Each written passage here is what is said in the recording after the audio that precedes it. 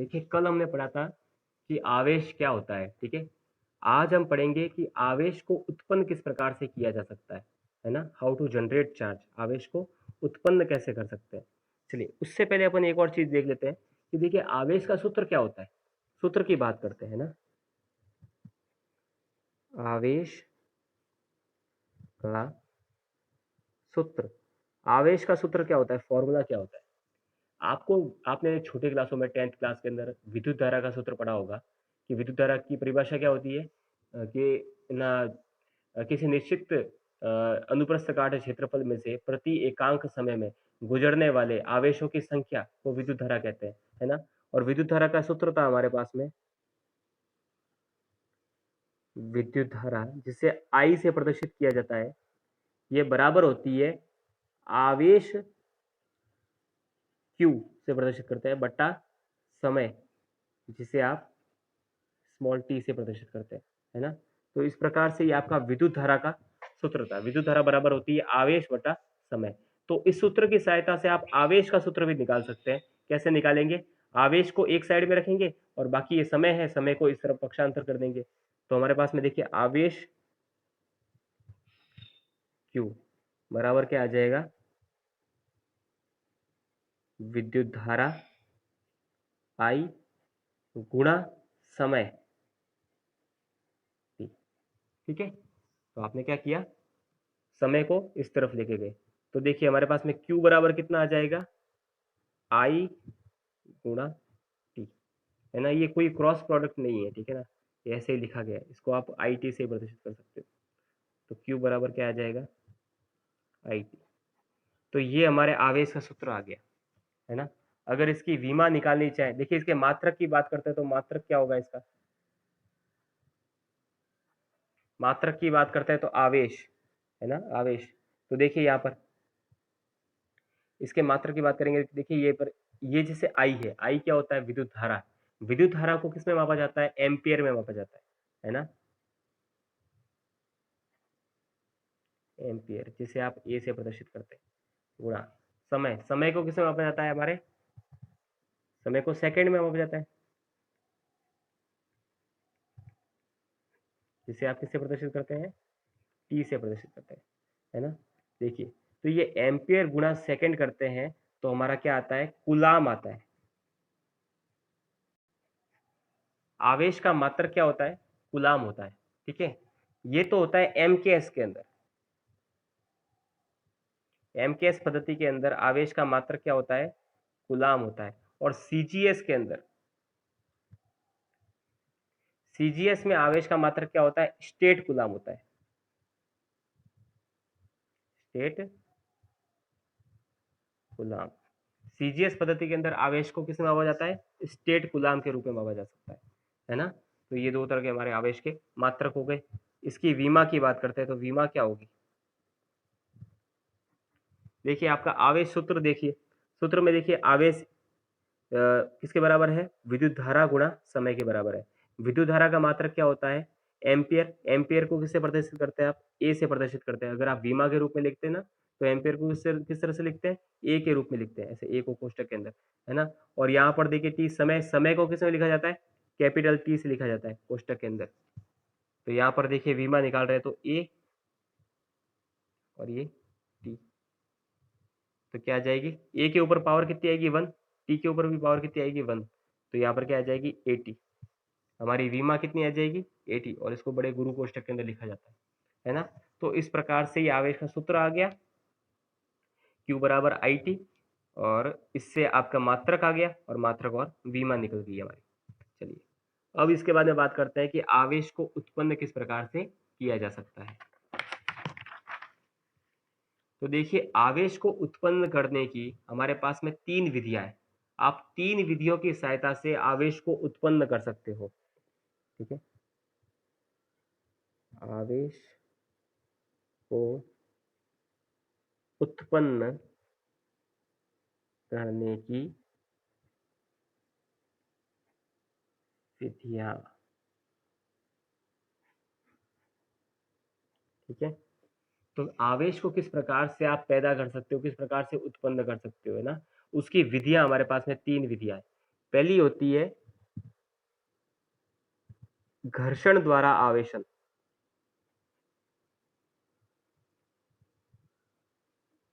ठीक है, पहली विधि आपकी होती है घर्षण द्वारा आवेशन, कि अगर आप दो वस्तुओं को आपस में रगड़ोगे तो उससे आवेश उत्पन्न होते हैं। ठीक है, तो ये घर्षण द्वारा आवेशन, घर्षण करके आप आवेश को उत्पन्न कर सकते हैं।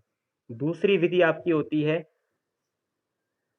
चालन, जिसे कह सकते हैं स्थानांतरण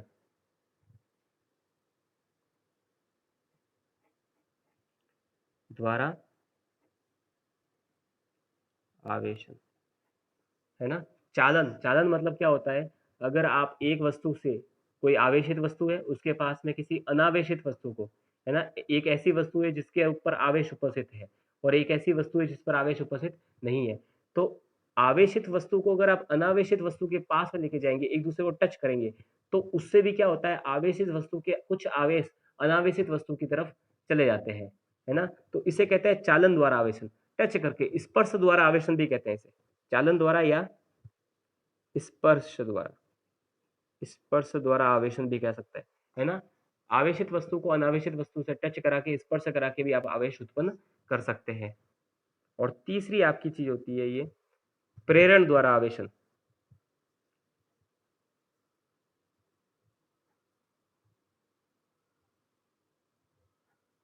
ठीक है, प्रेरण ये अलग कंसेप्ट है, इसको अपन अच्छे से डिटेल से समझेंगे। देखिए, घर्षण द्वारा आवेशन मतलब इंग्लिश में बोलते हैं अपन फ्रैक्शन द्वारा आवेशन। ठीक है, चार्ज बाय फ्रैक्शन।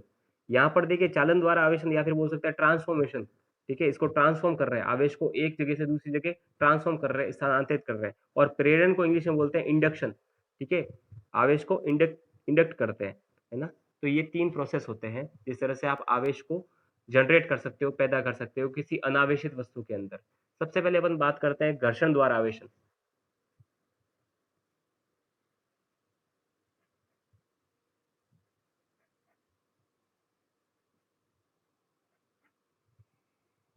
घर्षण द्वारा आवेशन, देखिए, आपने जो बेंजामिन फ्रैंकलिन का प्रयोग देखा था, उसमें आपने क्या किया था, आपने एक एबेनॉइड की छड़ ली, उसको बिल्ली की खाल से रगड़ा। देखिए, जब एबेनॉइड की छड़ आपने ली थी तो उस पर कोई आवेश उपस्थित नहीं था, है ना। या फिर अपन ये कह सकते हैं कि एबेनॉइड की छड़ उस समय क्या थी, उदासीन प्रकृति की थी। उदासीन प्रकृति का मतलब क्या हो गया, उस पर ना प्रोटॉनों की संख्या और इलेक्ट्रॉनों की संख्या क्या थी, समान थी। ठीक है, और उसके बाद में दूसरी आपने दी थी एक बिल्ली की खाल ली थी, और बिल्ली की खाल भी उस समय क्या थी, उदासीन प्रकृति की थी। उस ना उस पर भी प्रोटॉनों की संख्या और इलेक्ट्रॉनों की संख्या क्या थी, समान थी। पर जैसे ही आपने बिल्ली की खाल को एबेनॉइड की छड़ से रगड़ा, तो दोनों ही वस्तुएं आवेशित हो जाती है। ऐसा किस कारण होता है, इन दोनों के मध्य आपने रगड़ा मतलब घर्षण किया ना, तो घर्षण के द्वारा आवेशन होता है। घर्षण के द्वारा क्या उत्पन्न होता है, आवेश उत्पन्न होता है। जैसे फॉर एग्जाम्पल मान लेता हूँ, ये आपने एबोनेट की छड़ ली है, इस पर कोई आवेश उपस्थित नहीं है। मतलब कोई आवेश उपस्थित नहीं है, इसका मतलब ये हो गया कि इस पर आवेशों की संख्या, आवेश तो उपस्थित होंगे धनात्मक और ऋणात्मक, लेकिन दोनों ही एक दूसरे के समान उपस्थित होंगे। अगर 4 धनात्मक आवेश उपस्थित है तो 4 ही ऋणात्मक आवेश उपस्थित होंगे। ठीक है, दोनों की संख्या समान होगी, तो ये एक दूसरे को क्या कर देंगे, बैलेंस कर देंगे, जो कि मैं आपको पिछली क्लास में बता चुका हूँ। ठीक है, तो ये एबेनॉइड की छड़ ली मैंने, प्लस यहां पर देखिए एक ले ली मैंने बिल्ली की खाल, ये भी उदासीन है।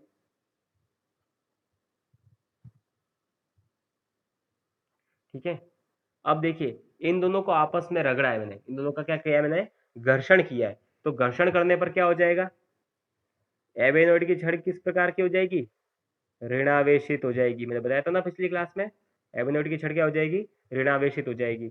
और बिल्ली की खाल क्या हो जाएगी हमारी, धनावेशित हो जाएगी। ठीक है, अच्छा ये कैसे होता है, क्योंकि देखिए क्या होता है, जैसे मान लिया यहाँ पर देखिए, अगर इसके ऊपर देखिए धनात्मक प्रकृति के आवेश भी है, ऋणात्मक प्रकृति के आवेश भी है। तो मान लिया देखिए प्लस आवेश है और माइनस आवेश दोनों एक दूसरे के साथ पेयर बना के इस एबेनॉइड की छड़ पर उपस्थित है। यहाँ पर भी देखिए प्लस आवेश और माइनस आवेश दोनों एक दूसरे से पेयर बना के, ठीक है, यहाँ पर भी उपस्थित है। अच्छा, ये एक दूसरे को बैलेंस भी कर रहे हैं, इसलिए इसका आवेश का मान कितना हो गया, 0। इधर भी आवेश का मान कितना हो गया, 0। अब देखिए अपन क्या करते हैं, जब इन दोनों को आपस में घर्षण कराएंगे, तो घर्षण करेंगे तो क्या होगा, यहां से ये देखिए एक इलेक्ट्रॉन, ये इलेक्ट्रॉन यहां से निकल के इधर पहुंच जाएगा, ठीक है, इलेक्ट्रॉन यहां से निकल गया और इधर पहुंच गया, तो यहां पर क्या रहेगा, सिर्फ प्रोटॉन रह गया, प्लस रह गया, तो ये देखिए प्लस आवेशित हो गया। और इसके पास में देखिए एक्स्ट्रा में इलेक्ट्रॉन आ गया, ये प्लस माइनस तो एक दूसरे को बैलेंस कर रहे हैं, है ना, तो इसके कारण इसका मतलब जीरो ही था, लेकिन एक एक्स्ट्रा इलेक्ट्रॉन आ गया, तो इलेक्ट्रॉन आने के कारण ये क्या हो जाएगा, ऋणावेशित हो जाएगा, तो ये देखिए ऋणावेशित हो गया।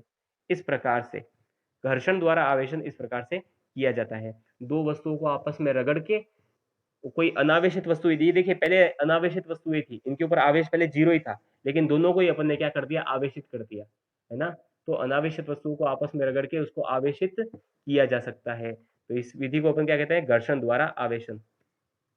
अब अपन बात करते हैं सेकेंड प्रोसेस, जो कि हमारी है चालन द्वारा या स्थानांतरण द्वारा या स्पर्श द्वारा आवेशन। दूसरा है हमारा चालन,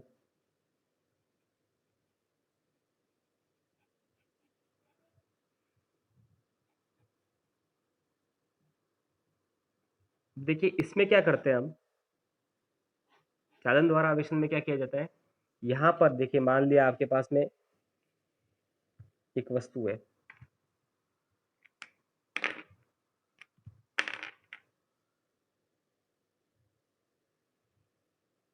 ये एक वस्तु है आपके पास में, ठीक है, और इस प्रकार से एक स्टैंड से ये खड़ी है, ठीक है, एक स्टैंड की सहायता से ये वस्तु खड़ी है ना, इसके पास में देखिए एक और वस्तु है आपके पास,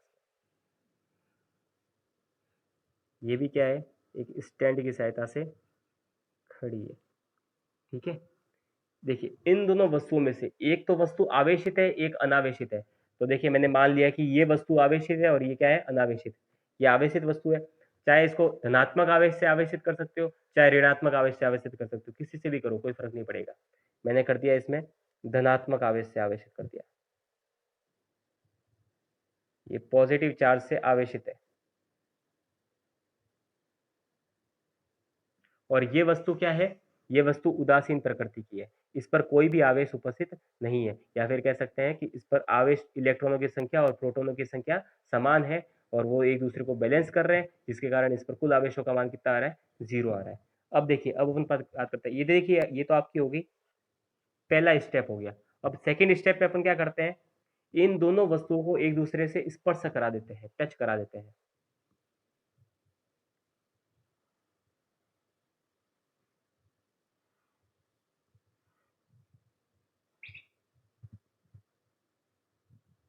ये आपकी आवेशित वस्तु थी,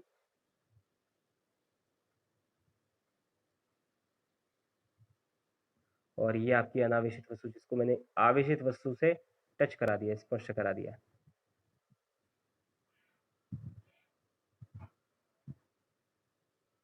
ये अनावेशित वस्तु है, ठीक है। सेकंड स्टेप में अपन ने क्या किया, आवेशित को अनावेशित के पास में लेके गए और एक दूसरे से क्या करा दिया, टच करा दिया, ठीक है।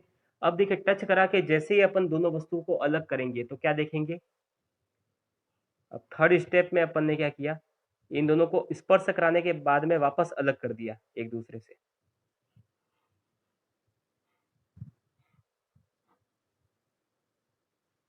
तो क्या देखते हैं कि दोनों ही वस्तुएं आवेशित हो जाती है और समान रूप से आवेशित हो जाती है,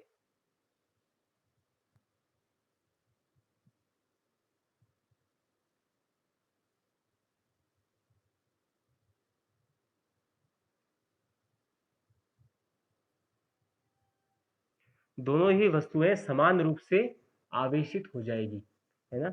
तो ये जो प्रक्रिया होती है इसको बोलते हैं अपन चालन द्वारा आवेशन। इसमें क्या करते हैं, एक आवेशित वस्तु ले ली, इसके पास में एक अनावेशित वस्तु को लेते हैं, दोनों को एक दूसरे से टच कराते हैं, तो टच कराने से क्या होगा कि ये आवेशित वस्तु के आधे आवेश अनावेशित वस्तु के अंदर स्थानांतरित हो जाएंगे।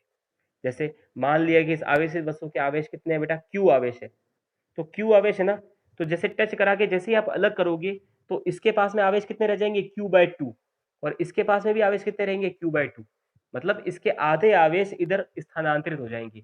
आ रही बात समझ में? तो इसे अपन कहते हैं चालन द्वारा आवेशन या स्पर्श द्वारा आवेशन, है ना। इस प्रकार की प्रक्रिया होती है, ठीक है, चालन द्वारा आवेशन या स्पर्श द्वारा आवेशन। अब देखिए यहां पर ये जो वस्तुएं लेते हैं, ये हमेशा चालक वस्तुएं ली जाती है। ये ऊपर वाली वस्तुएं क्या रहेगी आपकी, चालक वस्तुएं। और ये जो नीचे वाला जो ये हत्था है, ये कुचालक पदार्थ का बना हुआ है। ये जो हत्था है आपका कुचालक पदार्थ का बना हुआ है। इस कारण ये जो सारे आवेश है पृथ्वी के अंदर स्थानांतरित नहीं हो रहे, वरना आपको पता है चालक में तो क्या होता है, आवेश गति करते हैं, है ना। चालक में आवेश स्थिर नहीं रहते, कुचालक वस्तुओं में आवेश स्थिर रहते हैं। चालक में आवेश क्या करते हैं, गति करते हैं हमेशा। ठीक है, तो अगर गति करते होंगे तो यहाँ पर देखिए ये कुचालक वस्तु का बना हुआ है। तो अगर आवेश चाहेंगे, देखिए यहाँ पर, यहाँ से न पृथ्वी के अंदर नहीं जा सकते, आ रही बात समझ में, गति नहीं कर पाएंगे क्योंकि ये बीच में क्या है, कुचालक वस्तु का पदार्थ लगा हुआ है। आ रही बात समझ में। चलिए, तो इस प्रकार की हमारी प्रोसेस होती है चालन द्वारा या स्पर्श द्वारा आवेशन। अब इसके तीसरे कंसेप्ट की बात करते हैं। तीसरा कंसेप्ट है हमारा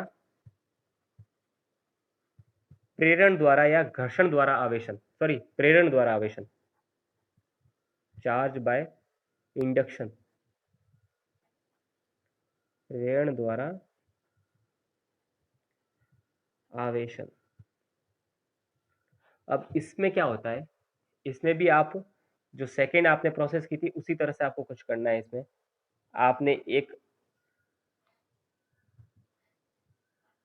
वस्तु ले ली जो आवेशित है, एक आवेशित वस्तु ली आपने,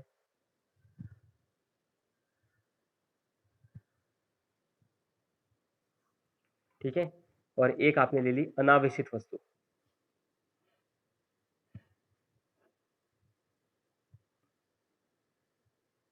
ये आपकी अनावेशित वस्तु। फर्स्ट स्टेप में तो आप क्या करोगे, एक आवेशित वस्तु लोगे, उसके पास में एक अनावेशित वस्तु को लोगे, है ना। इसे आप धनात्मक आवेश से आवेशित कर सकते हो, चाहे ऋणात्मक आवेश से आवेशित कर सकते हो, कोई फर्क नहीं पड़ेगा। आ रही बात समझ में।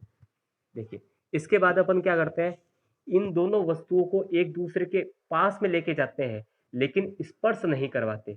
यहाँ पर अपन दूसरे स्टेप में क्या करेंगे, इन दोनों वस्तुओं को एक दूसरे के पास में लेके जाएंगे, लेकिन टच नहीं करवाएंगे, स्पर्श नहीं कराएंगे।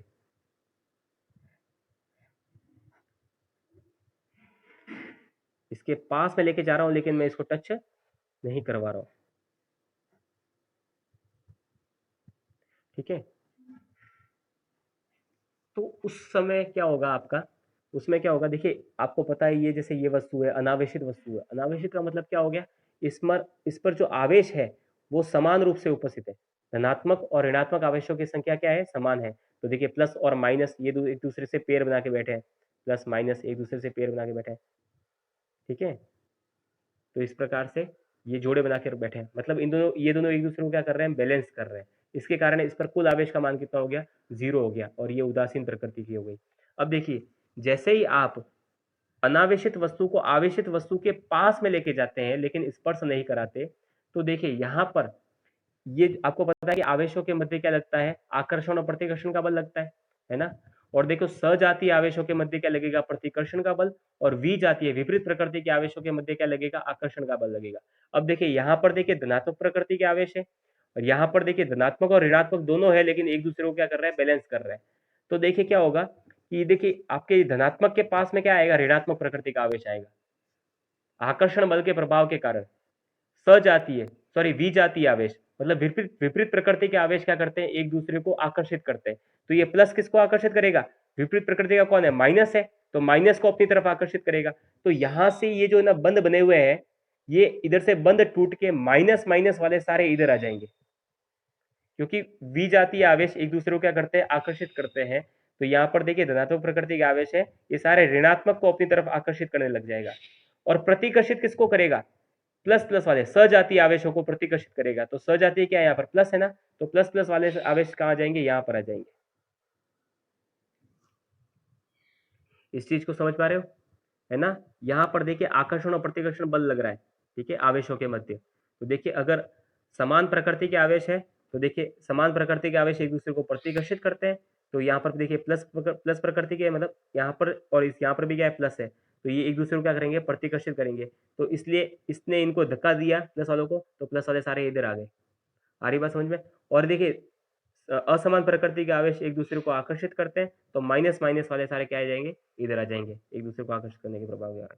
चलिए अब देखिए ये तो आपकी प्रोसेस हो गई। अब इसके बाद में क्या होगा, मैं क्या करता हूँ, यहाँ पर इसे मैं ग्राउंडेड कर देता हूँ। भूमिगत कर देता हूँ। देखिए अगर आपने अर्थिंग का नाम सुना होगा, तो अर्थिंग कराते हैं तो उसमें क्या करते हैं अपन, है ना, तांबे के बहुत मोटे मोटे तार होते हैं, ठीक है। तो आपका जो पूरे घर का या पूरी बिल्डिंग का जो लाइट का कनेक्शन होता है, उसको उस तार से जोड़ा जाता है और जोड़ के उसको भूमिगत कर दिया जाता है। आपने अर्थिंग कहीं देखी हो तो अर्थिंग में क्या होता है, उसको भूमिगत कर देते हैं। मतलब अगर कोई शॉर्ट सर्किट होता है या फिर कोई बिजली कड़कती है ना, बिजली गिरती है, तो बिजली है सारी उस तार के माध्यम से पृथ्वी के अंदर चली जाती है। आ रही बात समझ में? देखिए पृथ्वी है, पृथ्वी को आवेश की बहुत ज्यादा आवश्यकता होती है ना। तो ये सारी जो धारा है, ये पृथ्वी के अंदर चली जाएगी। तो यहाँ पर देखिए ये जो सारे आवेश है, प्रकृति के आवेश, ये पृथ्वी के अंदर चले जाएंगे। आ रही बात समझ में? इसको भूमिगत करने, ग्राउंडेड करने के कारण क्या होता है, ये सारे आवेश क्या है, पृथ्वी के अंदर चले जाएंगे। तो यहाँ पर हमारे पास में आवेश क्या रह जाएगा,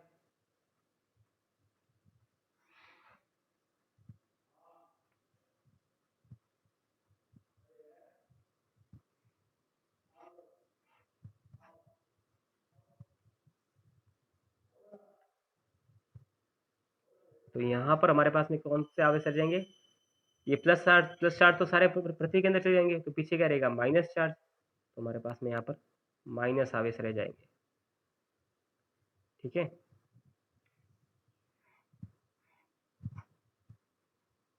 ये आपका थर्ड स्टेप आ गया, है ना। तो इस प्रकार से देखिए ये होता है आपका प्रेरण द्वारा आवेशन। आपने अनावेशित वस्तु को क्या किया, एक आवेशित वस्तु के पास में लेके गए, तो आकर्षण आवेशों के मध्य आकर्षण और प्रतिकर्षण बल के प्रभाव के कारण जो विपरीत प्रकृति के आवेश है वो तो इस साइड आ जाएंगे, और समान प्रकृति के आवेश है वो उस साइड से जाएंगे, ठीक है। और फिर क्या करेंगे, आप समान प्रकृति के आवेशों को क्या कर देंगे, भूमिगत कर देंगे। भूमिगत कर देंगे तो आपके अंदर क्या रहेंगे, इधर इस गोले के अंदर क्या रहेंगे, विपरीत प्रकृति के आवेश ही उपस्थित रहेंगे। आ रही बात समझ में? तो इस प्रकार से अगर किसी अनावेशित वस्तु को आप आवेशित करना चाहते हो, तो ये पूरी प्रक्रिया होती है, इसे अपन क्या कहते हैं, प्रेरण द्वारा आवेशन, ठीक है। अच्छा, अगर आपके पास में कोई यहाँ पर ऋणात्मक प्रकृति की अगर कोई वस्तु होती जिसमें ऋणावेश होते, तो यहाँ पर ये वस्तु क्या हो जाती, धनावेश हो जाती, है ना। मतलब यहाँ पर क्या हो रहा है, प्रेरण में जब आवेशन करते हो तो उसमें क्या चीज होती है कि आप जिस प्रकृति की, जैसे मान लिया यहाँ पर नेगेटिव प्रकृति वाली वस्तु है आपके पास में, तो जो अनावेशित वस्तु है वो हमेशा क्या रहेगी, पॉजिटिव होगी। और अगर यहाँ पर देखिए पॉजिटिव प्रकृति के, तो अनावेशित वस्तु क्या रहेगी, नेगेटिव आएगी, है ना। तो विपरीत प्रकृति के आवेश उत्पन्न हो जाते हैं। आ रही बात समझ में? तो ये तीन प्रोसेस होती है जिससे आप आवेशों को उत्पन्न कर सकते हो। आवेशों को उत्पन्न करने की ये तीन विधियां होती है। तो आज की क्लास में अपन इतना ही पढ़ेंगे, कल इससे आगे अध्ययन करेंगे।